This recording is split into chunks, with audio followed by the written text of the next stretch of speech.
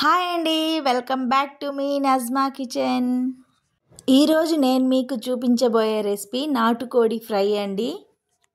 Regular masala కాకుండా కొంచెం different మసాలాతో చూపిస్తానండి. చాలా టేస్టీగా ఉంటుంది. మరి లేట్ చేయకుండా ఎలా ప్రిపేర్ చేసుకోవాలో చూపించేస్తాను. ఇక్కడ నేను 1.5 kg వరకు చికెన్ తీసుకున్నానండి. చికెన్ని ముందుగానే మంచిగా వాష్ చేసి పెట్టుకున్నాను. ఇప్పుడు ఇందులో 1 స్పూన్ వరకు ఉప్పు, కొంచెం పసుపు, అలాగే కొంచెం గరం మసాలా వేస్తున్నాను. మనం వేసుకున్న ఉప్పు, పసుపు ఇవన్నీ చికెన్కి బాగా పట్టేలా మిక్స్ చేసుకొని పక్కన పెట్టుకుందాము.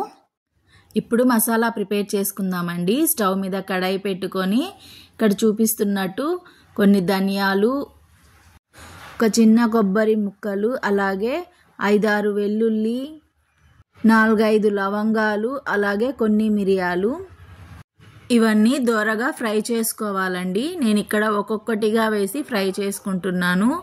అన్నీ ఒకసారి వేస్తే కొన్ని ఫ్రై అవుతాయి, కొన్ని మాడిపోతాయి, కాబట్టి ఇలా వేరువేరుగా ఫ్రై చేసుకుంటున్నాను.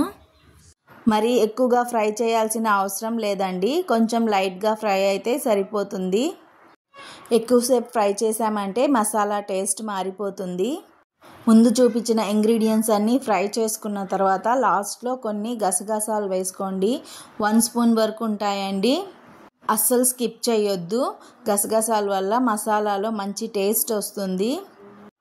నాకు ఈ ఇంగ్రీడియంట్స్ అన్నీ ఫ్రై చేసుకోవడానికి 5 to 6 minutes పట్టిందండి. ఇప్పుడు వీటిని ఒక ప్లేట్లో తీసుకొని చల్లారి పెట్టుకుందాము. ఇప్పుడు ఇవి బాగా చల్లారిపోయాయండి. ఒక మిక్సీ జార్లోకి వేసుకొని మిక్సీ పట్టుకుందాము. ఈ మసాలాలోకి వాటర్ వేయకుండా ఇక్కడ నేను చూపిస్తున్న విధంగా పౌడర్లా చేసుకోవాలండి. ఇప్పుడు ఈ మసాలాని కూడా సైడ్లో పెట్టుకొని స్టవ్ వెలిగించి కుక్కర్ పెట్టుకుందామండి. ఇప్పుడు ఇందులో మనం తీసుకున్న చికెన్ అంతా వేసుకోవాలండి. నాటుకోడి కాబట్టి నేను కుక్కర్లో వేసుకుంటున్నానండి. కడాయిలో నాటుకోడి కుక్ అవ్వడానికి ఎక్కువ టైం పడుతుంది కాబట్టి నేను ఇలా కుక్కర్లో వేసుకుంటున్నానండి.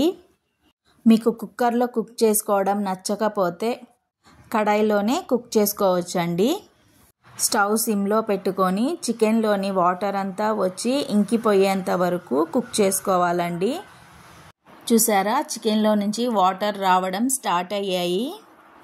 ఇలా 10 to 15 minutes వరకు కుక్ చేసుకోవాలండి.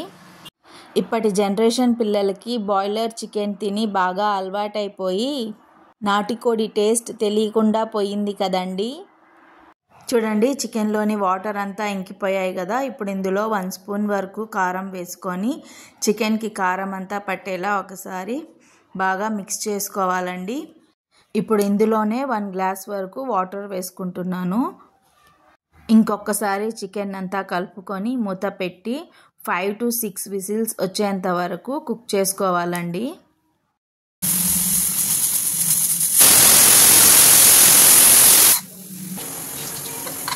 6 విజిల్స్ వచ్చేసాయండి. ఇప్పుడు కుక్కర్ సైడ్కి పెట్టుకుందాం. ఇప్పుడు స్టవ్ మీద కడాయి పెట్టుకొని ఇందులో 2 స్పూన్స్ వరకు ఆయిల్ వేసుకోవాలండి. ఆయిల్ హీట్ అయ్యాక ఇందులో సన్నగా కట్ చేసుకున్న 2 పచ్చిమిర్చి స్లైసెస్ వేసుకున్నానండి.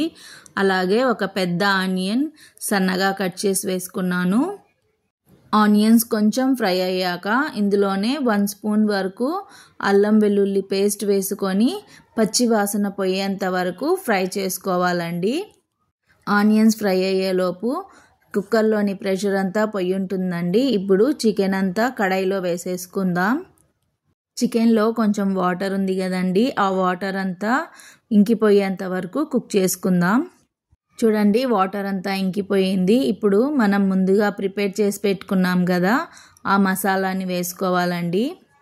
ఈ మసాలా చికెన్ ఫ్రైలోకి చాలా బాగుంటుందండి. ఇలాగే నార్మల్ చికెన్తో కూడా ఫ్రై చేసుకోవచ్చు. ఆ టేస్ట్ కూడా చాలా బాగుంటుంది. చూడండి, మసాలా అంతా బాగా ఫ్రై ఎంత కలర్ఫుల్గా కనిపిస్తుందో. లాస్ట్లో కొంచెం కొత్తిమీర వేసుకొని ఇంకొక 5 minutes ఫ్రై చేసుకొని స్టవ్ ఆఫ్ చేసుకుందామండి. అంతే అండి, ఎంతో టేస్టీగా ఉండే నాటుకోడి ఫ్రై రెడీ అయిపోయింది. నాకైతే రసంలోకి, పప్పులోకి సైడ్ డిష్గా చాలా ఇష్టం అండి. మీకు ఎలా నచ్చుతుందో తప్పకుండా కామెంట్ చేయండి. మరి ఈ రెసిపీ మీకు నచ్చినట్టయితే తప్పకుండా మీరు కూడా ఇంట్లో ట్రై చేసి ఎలా వచ్చిందన్నది మీ వాల్యుబుల్ ఫీడ్బ్యాక్ని కామెంట్ చేయండి. అలాగే మర్చిపోకుండా లైక్ చేసి మీ ఫ్రెండ్స్ అండ్ ఫ్యామిలీకి షేర్ చేయండి. కొత్తగా చూస్తున్న వారైతే మన ఛానల్ని సబ్స్క్రైబ్ చేసుకోండి. ఆల్రెడీ సబ్స్క్రైబ్ చేసుకున్న వాళ్ళు బెల్ ఐకాన్ని క్లిక్ చేయండి. నేను ఎప్పుడు వీడియో పెట్టినా మీకు నోటిఫికేషన్ వస్తుంది. ఇలాంటి మరిన్ని వీడియోస్ కోసం ఫాలో మీ.